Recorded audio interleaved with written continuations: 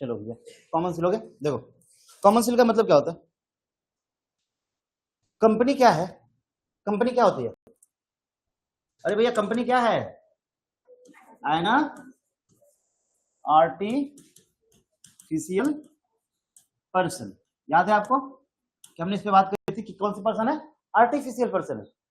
और artificial person होने की वजह से उसका कोई फेस है? कोई फेस है? किसी ने देखा उसे? नहीं। सबने क्या देखा? कंपनी की एक मोहर होती है जो हर एक एग्रीमेंट पे, हर एक कॉन्ट्रैक्ट पे लगाई जाती है, और वही कंपनी का फेस का काम करती है। वही किसको प्रेजेंट करती है? कंपनी। और ये बात समझ में? या किसी भी ऑर्गेनाइजेशन का जिसका वो क्या है? मोहर है। कॉमन सील का मतलब होता है एक ऐसा मोहर जो हर जगह मान्य। ठीक है, कॉमन सील। ठीक है, तो ये इसके फेस का काम करती है, इस पर्सन के फेस। आर्टिफिशियल पर्सन है, आर्टिफिशियल पर्सन हम देख नहीं सकते, तो देख नहीं सकते तो देखेंगे किसको? उसके मोहर को। और वो मोहर लगा के ऐसे सिंपल से सिर्फ वो मोहर लगी है, तो क्या ये मान लो इस पे लिख दिया गया जियो। ठीक है, जियो लिख दिया गया, जियो कंपनी है, मान लेते हैं जियो है, तो क्या जियो का टैग लगा देने से वो मोहर मान्य हो जाएगी? नहीं। अब ये कॉन्ट्रैक्ट जब बनता है ना, इस मोहर के साथ साथ उसके बीओडी की क्या होनी चाहिए? बीओडी की जो मेंबर होंगे, हेड होंगे, उसकी अपना क्या होनी चाहिए? साइन होनी चाहिए। ऐसे करके कुछ साइन होगा, और जब ये साइन लग जाएगा ना, तो फिर ये क्या बन जाएगा? वैलिड बन जाएगा। क्या हो जाएगा? वैलिड बन जाएगा। अरे बात समझ में? ठीक है, आइए लिखिए इसके बारे में जरा सा। अ कंपनी इज, लिखो फटाफट, लास्ट ये खत्म करते हैं इसको। A company is an artificial person. A company is an artificial person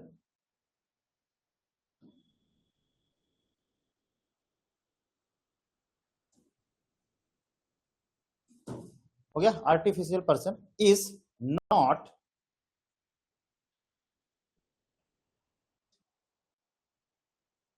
हो गया, not bestowed, bestowed BESTOWED, bestowed, ठीक है, with a body of natural being. ठीक है, नेचुरल बीइंग मतलब नेचुरल पर्सन नहीं हो सकता, वो क्या है? आर्टिफिशियल पर्सन है। ठीक है, उसे हम कंसीडर नहीं कर सकते किसके थ्रू? किसके जैसे? नेचुरल पर्सन के जैसे उसे हम कंसीडर नहीं कर सकते हैं। तो भाई आर्टिफिशियल पर्सन है, तो पर्सन तो क्या है? उसका एग्जिस्टेंस हो गया, और एग्जिस्टेंस हो गया, उसे पहचानेंगे कैसे? उसके मोहर से पहचानेंगे। आगे बात समझे? यानी थोबड़े का काम करता है मोहर, जो है ना, फेस का काम करता है किसी भी ऑर्गेनाइजेशन। ठीक है, चलो। देयरफॉर इट हैज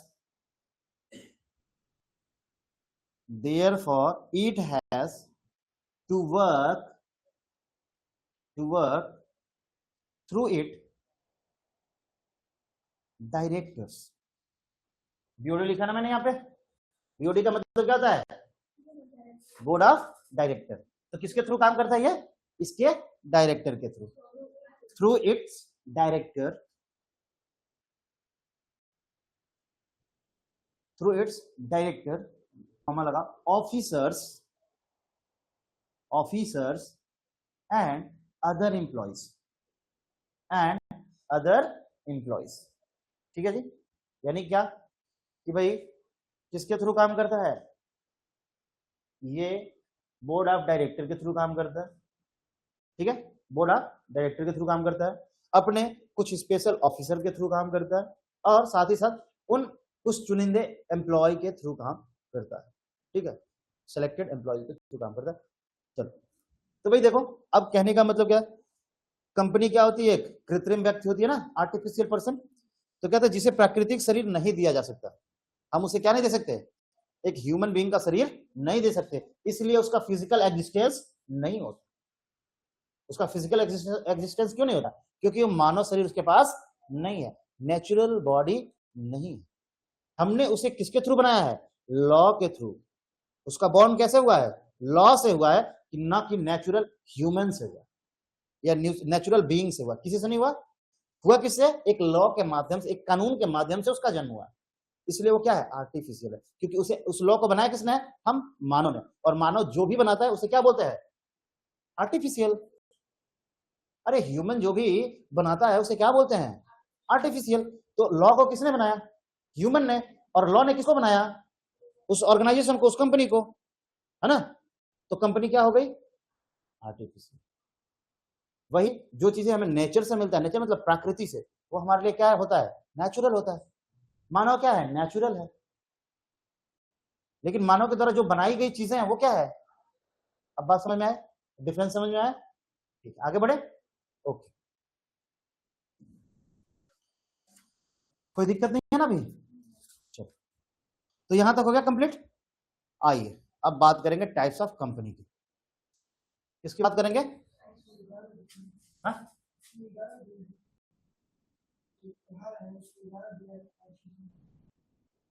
इजारा दिया है, कोई बात नहीं, जो तुम्हें चाहिए मैंने दे दिया है, ठीक है।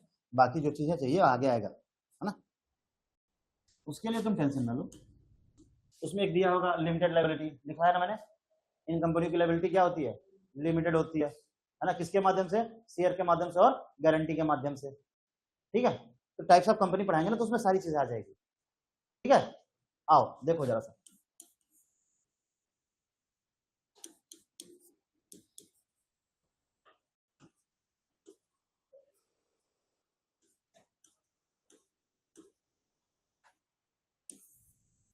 टाइप्स ऑफ कंपनी, ठीक है। ऑनलाइन में सबको दिख रहा है बोर्ड सही से? जिज्ञासा, हर्षिता, तुम लोग को बोर्ड सही से दिख रहा है? अगर दिख रहा है तो मैसेज कर दो जरा सा।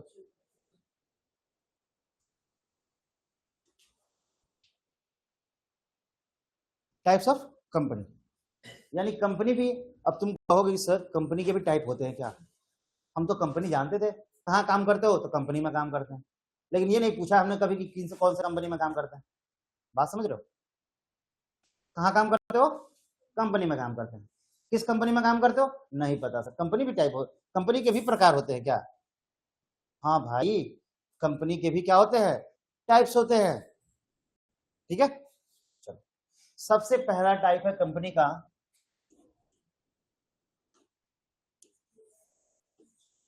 ओपीसी। पूरा नाम क्या है इसका? One person company. अब देखो जरा सा, मेरी बात ध्यान से सुनना। ये जो ओपीसी था ना, ये कब बना? जब कंपनी एक्ट 2013 आया तब। कब बना? कंपनी एक्ट 2013 आने के बाद। इससे पहले कौन सा कंपनी एक्ट लगता था इंडिया में? 1956। तो जब तक 1956 से लेके 2012 तक, जब तक कंपनी एक्ट लगा, उसमें ओपीसी कंपनी नहीं थी। बात समझ में आई? बात समझ में आई? ओपीसी कब आई? 2013 कंपनी एक्ट आने के बाद, पहले नहीं, बाद, है ना। ठीक है, 2013 कंपनी एक्ट आने के बाद में क्या आया? OPC, one person company. चलो अब देखो, अब किसी भी चीज को लाने के लिए ऐसे ही नहीं आ जाता, उसके लिए क्या करना पड़ता है? संशोधन करना पड़ता है, अमेंडमेंट करता है, उसके आर्टिकल्स में उसे ऐड करना पड़ता है ना। आर्टिकल्स में उसको जोड़ना पड़ता है, तब जाके वो लीगली एग्जिस्ट करता है ना। ऐसे अपने मन से कह देने से नहीं होता। उसके लिए बहुत सारे लीगल फॉर्मेलिटीज फॉलो करने पड़ते हैं, लीगल फॉर्मेलिटीज को पूरा करना पड़ता है। लीगल फॉर्मेलिटी मतलब कानूनी औपचारिकताओं को पूरी करनी पड़ती है। अब कानूनी औपचारिकताएं क्या होती है? तो भाई आपको सदन में पास कराना पड़ता है बिल को, है ना। दोनों सदनों में चर्चा करना पड़ता है, लॉ के थ्रू बनाना पड़ता है, मेजोरिटी आएगी तभी पास होगा, नहीं होगा तो नहीं होगा। आ रही बात समझ में? तो इस तरीके से उसे क्या किया जाता है? अमेंडमेंट किया जाता है और लाया जाता है, ठीक है।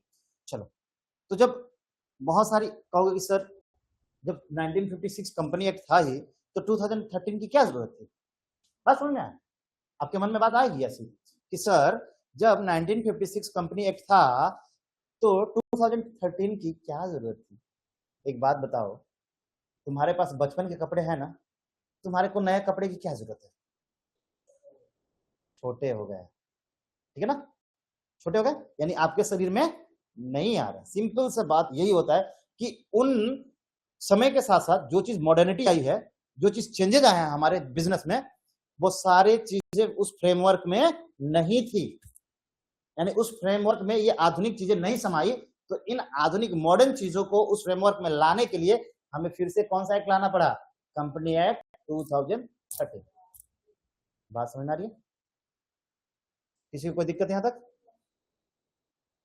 सिंपल सा लॉजिक है, जोड़ के एकदम परफेक्ट एग्जांपल के साथ कि जिस तरीके से हमारे छोटे कपड़े हमारे शरीर में नहीं आ सकते हैं, तो समय के साथ साथ डिमांड बढ़ता जाता है, जरूरतें बढ़ती जाती हैं, है ना, आवश्यकताएं बढ़ती जाती है, और उन आवश्यकताओं को एक सीमित चीजों में फिल नहीं किया जा सकता।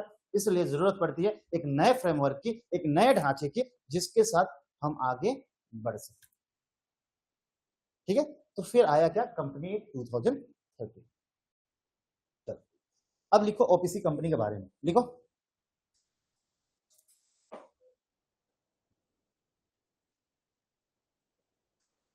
देखो, कंपनी का जो सेक्शन है, जब भी कंपनी की बात आएगी, किसकी? जब भी कंपनी की बात आएगी, याद रखना इस बात को, तो इसका सेक्शन क्या होता है? 2 हो जाता है। अब इसके बाद सब सेक्शन लगने से कंपनियां अलग हो जाती हैं। जब भी कंपनी की बात करें तो सेक्शन पहले तो 2 लगा लेना, आंख बंद करके। क्या लगा लेना? 2 लगा लेना, आंख बंद करके 2 लगा लेना। और बात सेक्शन, सब सेक्शन, क्लॉज से हो तो वहां डिफरेंस क्रिएट करना होता है। ठीक है, सेक्शन 2 हो गया। ओपीसी, अब ये हम ब्रैकेट लगा देते हैं। क्या लगाते हैं? ब्रैकेट। जब हम ब्रैकेट लगाते हैं इसको बोलते हैं सब सेक्शन। क्या बोलते हैं? सेक्शन। सेक्शन का सब सेक्शन। क्या बोलते हैं? सेक्शन का सब सेक्शन। यानी सेक्शन 2 सब सेक्शन 60। ठीक है, अब क्या हो गया? 62। ओपीसी का क्या हो गया? Section 2 sub section 62। आ रही बात समझ में? यानी कि जो ब्रैकेट में होता है उसे क्या बोलते हैं? सब सेक्शन, या क्लॉज भी बोल सकते हैं। क्या बोल सकते हैं? क्लॉज। क्या बोल सकते हैं? क्लॉज। लेकिन एक बात समझ लेना मेरी ध्यान से, कि सेक्शन और क्लॉज में अंतर होता है। हाँ, इसीलिए बोला ना कि ध्यान रखो। क्या? जो सेक्शन होता है ना, इसके बाद सब सेक्शन आता है। यानी सब सेक्शन के आगे भी कुछ लिखा जा सकता है, कुछ क्लॉज आ सकते हैं, लेकिन जहां पे क्लॉज आ जाता है ना, उसके आगे अब कुछ नहीं है। मेरी बात नहीं समझ में? जैसे देखो, कंपनी एक 2013 का सेक्शन क्या है? 2। सब सेक्शन क्या है? 62। और क्लॉज 1 हो सकता है, या क्लॉज ए हो सकता है, कुछ भी हो सकता है, ए हो जाएगा, 1 हो जाएगा, लेकिन क्लॉज के बाद कुछ नहीं होता। जहां पे क्लॉज आ गया उसके आगे कुछ भी नहीं होगा। बात समझ में आई? सेक्शन के आगे क्लॉज जा सकता है, लेकिन सेक्शन के आगे सब सेक्शन, और सब सेक्शन के आगे क्लॉज जा सकता है, लेकिन क्लॉज के आगे कुछ भी परफॉर्म नहीं होता। आ रही है बात समझ में? Section, sub section, end of the time clause. फिर वही बात नहीं है। देखो, अगर इसके बाद 2 ही है तो इसे चाहे तुम क्लॉज पढ़ लो या सब सेक्शन पढ़ लो, कोई बात नहीं है। लेकिन अगर इसके बाद ये है तो ये सब सेक्शन है, ये क्लॉज है, और क्लॉज के बाद फिर कुछ नहीं हो सकता। हाँ, जहां पे कह दे कि क्लॉज है तो क्लॉज के आगे कुछ भी नहीं होता। अब उसके तोड़ के आगे हम नहीं ले सकते, बस इतना समझो। Section, sub section, clause. ठीक है, लास्ट में जो आता है उसे क्या बोलते हैं? क्लॉज। तुम सब सेक्शन बोल सकते हो, क्लॉज भी बोल सकते हो। क्यों? क्योंकि इसके आगे अभी जा सकते हैं। बात समझ में आया? अभी बेसिकली तो जो रियल बोलेंगे उसको सब सेक्शन बोलेंगे, 62 को क्या बोलेंगे? सब सेक्शन, क्योंकि क्लॉज के लिए हमें जगह छोड़नी है। क्या छोड़नी है? ए सुरभि, सुरभि बोलो, क्या नाम है इसका? सुहानी, इधर देखो, मैं क्या बताया अभी? बताओ, बात नहीं करो। हाँ, ये सेक्शन है, हमने क्या बोला? ये सब सेक्शन है। जब हम सब सेक्शन बोलेंगे तभी क्लॉज के लिए जगह बनेगी, लेकिन पहले ही क्लॉज बोल देंगे उसके आगे जा पाएंगे क्या? नहीं जा पाएंगे। इसलिए हमें क्या बोल रहा है? Sub section. हरी बात समझ में? ठीक है, तभी आगे हम एक स्टेप और जा सकते हैं, है ना? अन्यथा क्लॉज बोल देंगे तो फिर हम क्या करेंगे, उसको पैकअप कर लेंगे। ठीक है,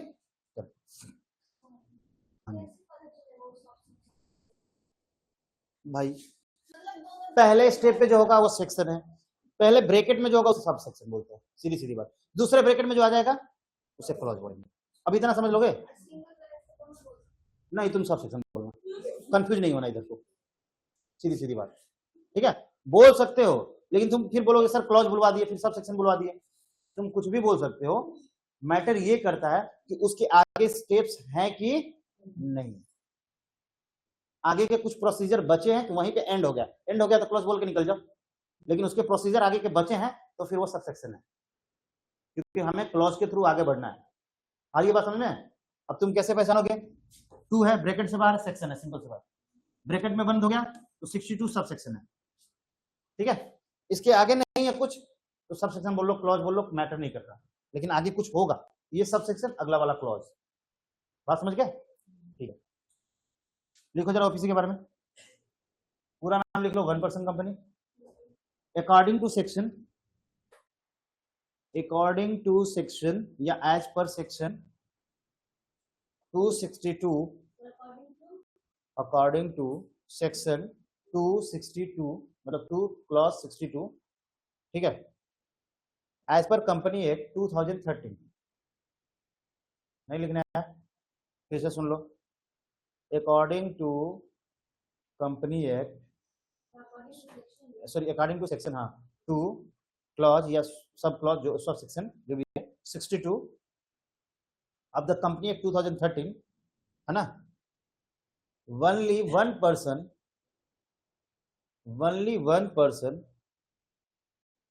construct this company, only one person, लिखो इसके बारे में पहला स्टेप पे, only one person or construct, मैं सोचा बोर्ड है वो कंस्ट्रक्ट दिस कंपनी। ठीक है, एक पर्सन ही इसे क्या कर सकता है, कंस्ट्रक्ट कर सकता है। दूसरी बात कि वो पर्सन क्या होना चाहिए, नेचुरल पर्सन होना चाहिए। क्या होना चाहिए? जो इसे कंस्ट्रक्ट कर रहा है वो क्या होना चाहिए, नेचुरल पर्सन होना चाहिए। ठीक है, वो पर्सन क्या होगा, नेचुरल पर्सन होगा। तीसरा क्या है कि वो कम से कम प्रीवियस ईयर में इंडिया में 182 डेज रहा हो, कम से कम भारत में 182 दिन क्या किया हो, रहा हो, तभी उसे भारत की नागरिकता मिलती है, रेजिडेंसी मिलती है। हाँ, भारत में 182 दिन से कम रहोगे ना तो तुम्हारी नागरिकता छीन जाएगी। नहीं भाई, ये सिर्फ एनआरआई के लिए, नॉन रेजिडेंसी ऑफ इंडिया। ठीक है, विदेशी लोगों के लिए। ठीक है, चलो लिखो, residence of India preceding calendar year, लिखो रेजिडेंस ऑफ इंडिया। तीसरा लिखो, residence of India, residence of India preceding calendar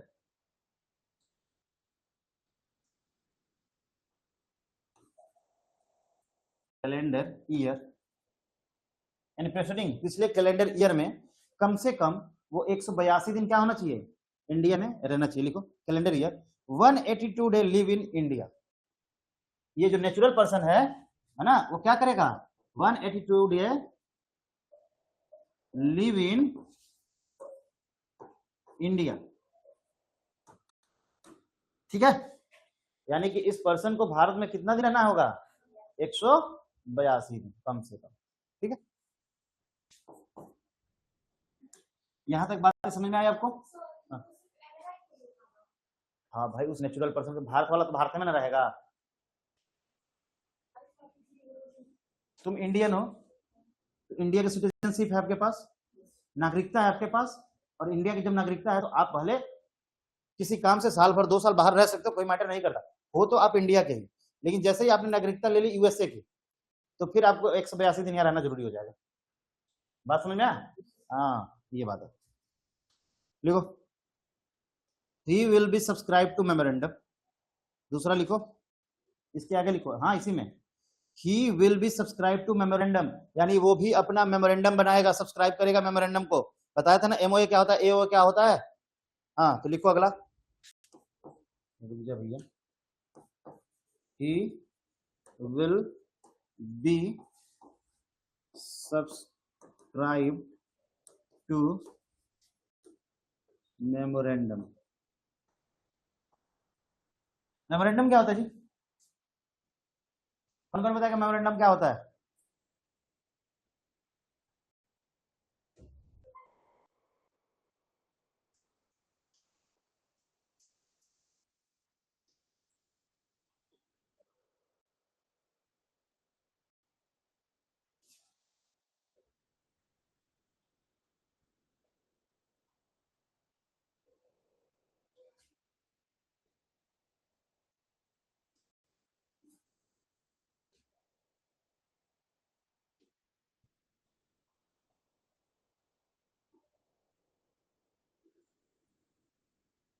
बोलिए बोलिए फटाफट, नहीं बताना है?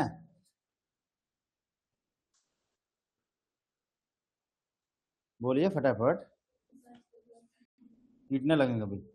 मेमोरेंडम क्या है आपको बताया था ना मैंने। हाँ, ऐसे कैसे भूल जाते हो? खाना खाना भूलते हो? तुमको ले चल के पागल खाना भर्ती करना पड़ेगा, ठीक है? देखो, मेमोरेंडम का मतलब होता है कॉन्स्टिट्यूशन ऑफ कंपनी। क्या होता है? कंपनी का कॉन्स्टिट्यूशन। जैसे किसी देश का किसी भी डेमोक्रेटिक कंट्री के लिए कॉन्स्टिट्यूशन का होना बहुत जरूरी है। बिना कॉन्स्टिट्यूशन का वो देश सरवाइव नहीं कर सकता, नहीं रन कर सकता।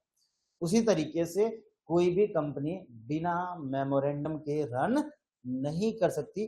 Memorandum is the legal document of company. Memorandum of association is legal document of company. Company का क्या है? वो एक लीगल डॉक्यूमेंट जिसमें कंपनी के सारे कॉन्स्टिट्यूशंस लिखे होते, सारी संवैधानिक बातें लिखी होती है कि कंपनी क्या काम करेगी, कंपनी का नाम क्या है, कैसे काम करेगी, कैसे अस्तित्व में आई, डायरेक्टर कौन है, मैनेजर कौन, एमडी कौन है, कितने डायरेक्टर है, कितने मेंबर, स्टेक होल्डर कौन है, कितने कंपनी का ऑथराइज्ड कैपिटल क्या है, टाइड अप कैपिटल क्या है ना, ये सारी चीजें, ईच एंड एवरीथिंग कहां लिखा होगा? कहां लिखा होगा? उसी मेमोरेंडम में। कैसे रन करेगी, किसके लिए आई है, क्या प्रोडक्ट ऑब्जेक्टिव क्या है, ईच एंड एवरीथिंग, ठीक है? किसमें लिखा होगा? मेमोरेंडम। ये सबको क्या, किसको कंटेन करती है, किसको धारण करती है?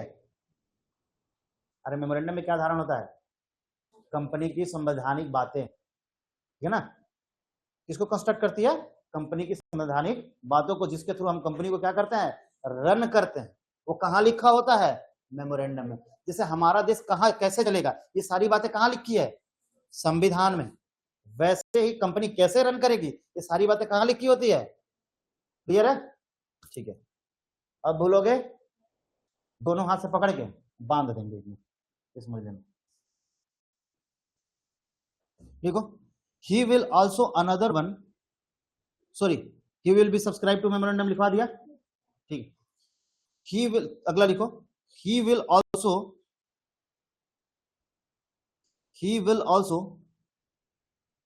another one nominee, he will also another one nominee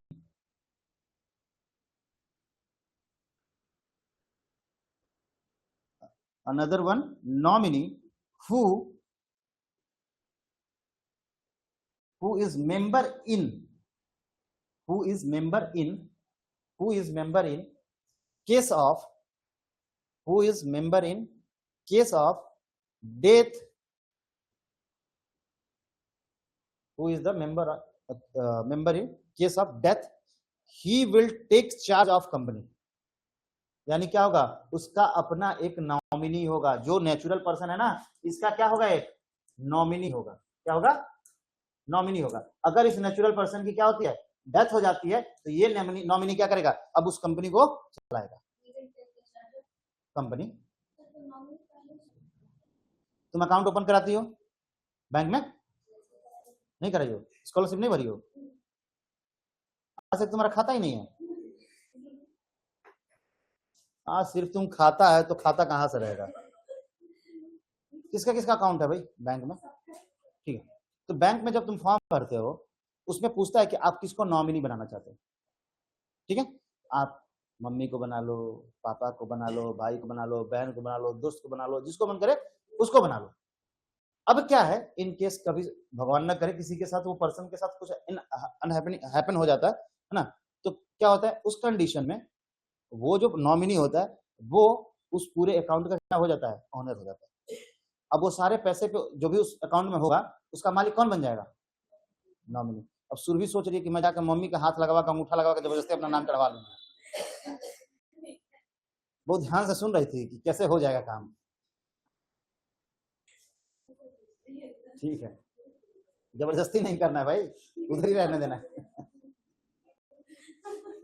ठीक है, चलो तो सब्सक्राइब करना है, ठीक है। सॉरी क्या बता रहा था मैं, हाँ, तो उसको क्या करना है कि नॉमिनी, उसमें सुनो सुनो, नॉमिनी का नाम लिखवाना है ना, यहाँ पे नॉमिनी लिखवाओगे कि नॉमिनी कौन रहेगा तुम्हारा। In case of death of the partner बोलो पर्सन, वो क्या करेगा, he will be take the charge of the company, ठीक है। ये क्या करेगा, टेक करेगा, चार्ज को ले लेगा और वो क्या करेगा, खुद से उस कंपनी को अब आगे रन कराएगा।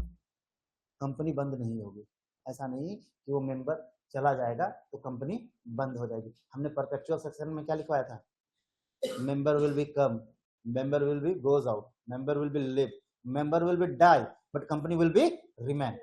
मेंबर आएंगे, मेंबर जाएंगे, मेंबर जिएंगे, मेंबर मरेंगे, बट कंपनी पे इसका कोई असर नहीं पड़ेगा, कंपनी रिमेन बनी रहेगी।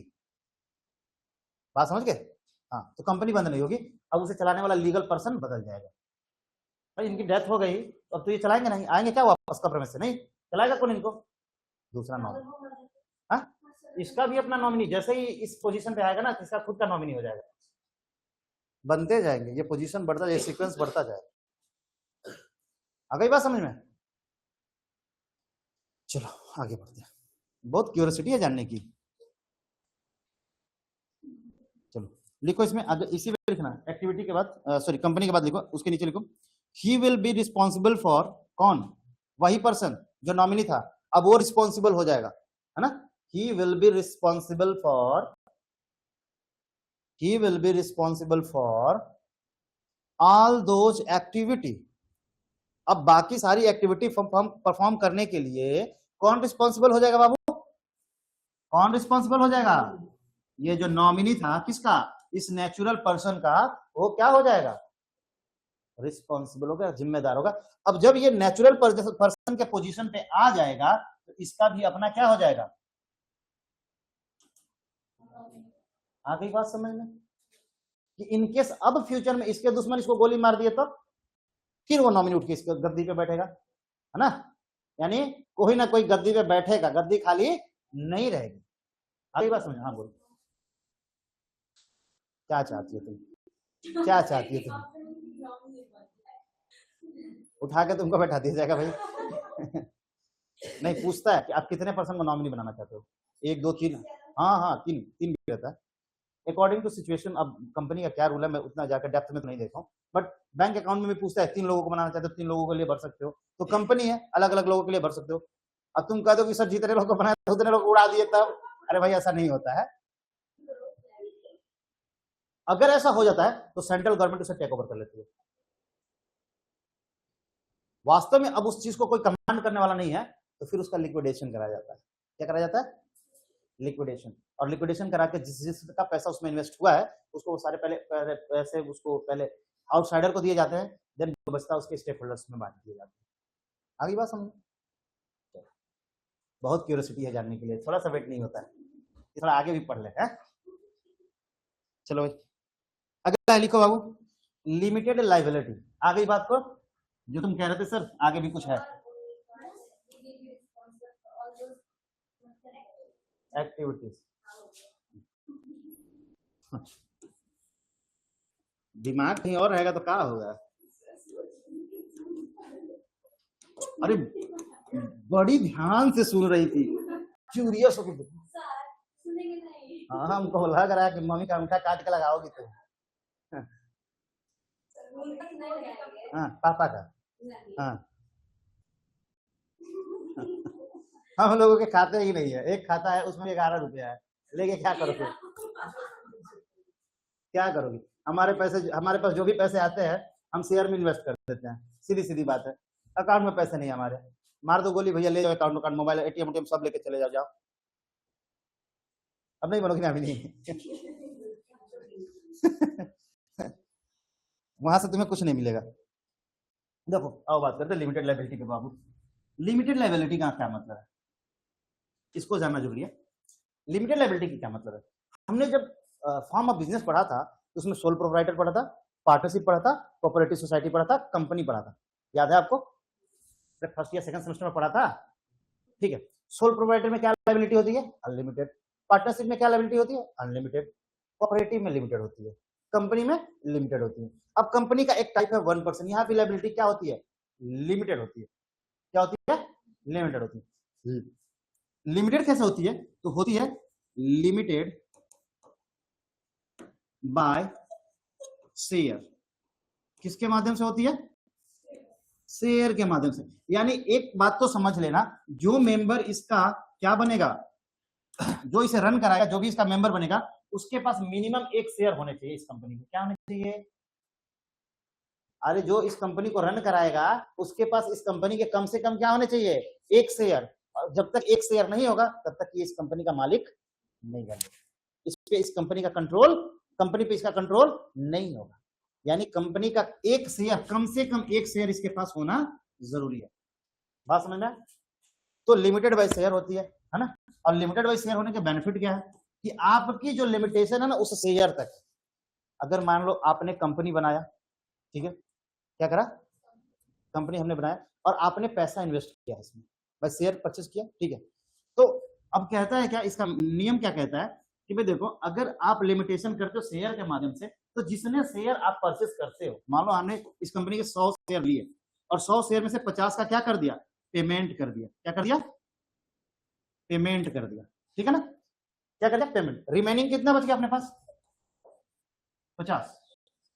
हमने क्या बोला कि नेक्स्ट 5 ईयर में, नेक्स्ट 10 ईयर में हम इसका भी पेमेंट आने वाले समय में हम क्या कर देंगे? पेमेंट कर देंगे।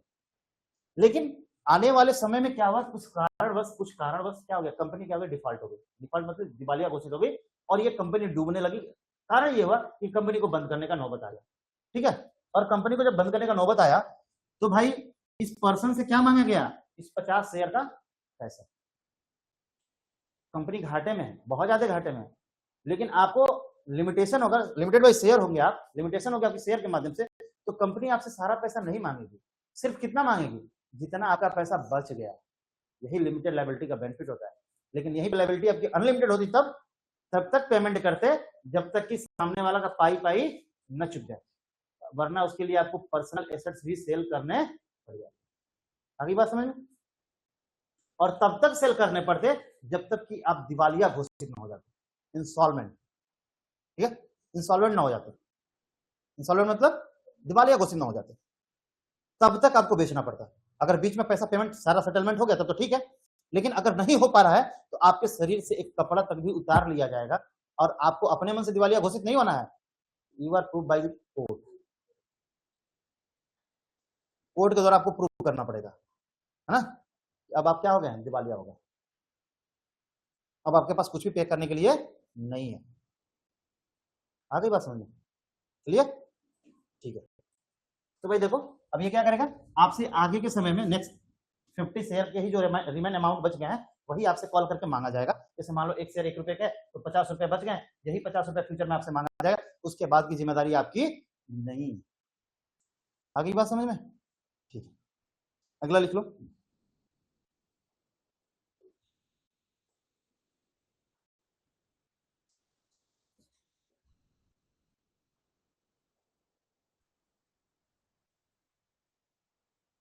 लिखो, यू विल बी साइन,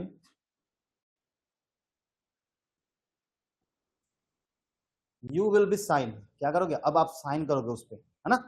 क्या करोगे, साइन करोगे, किसके लिए, run to the business, you will be sign to run to the business, लिख लो, you will be sign to run to the business.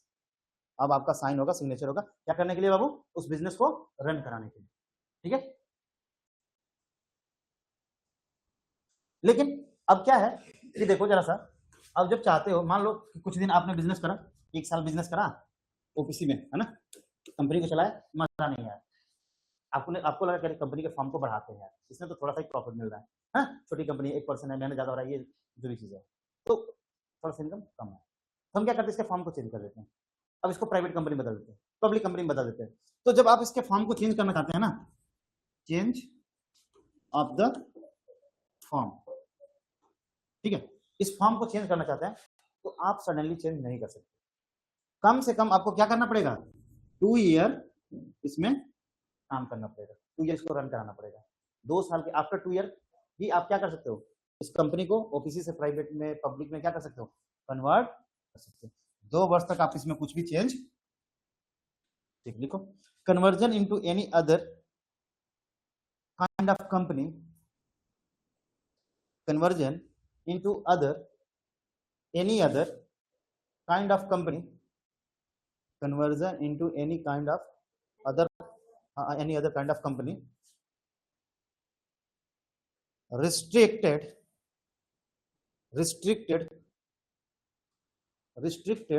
unless 2 year, कितने समय तक, 2 सालों तक, restricted unless 2 year,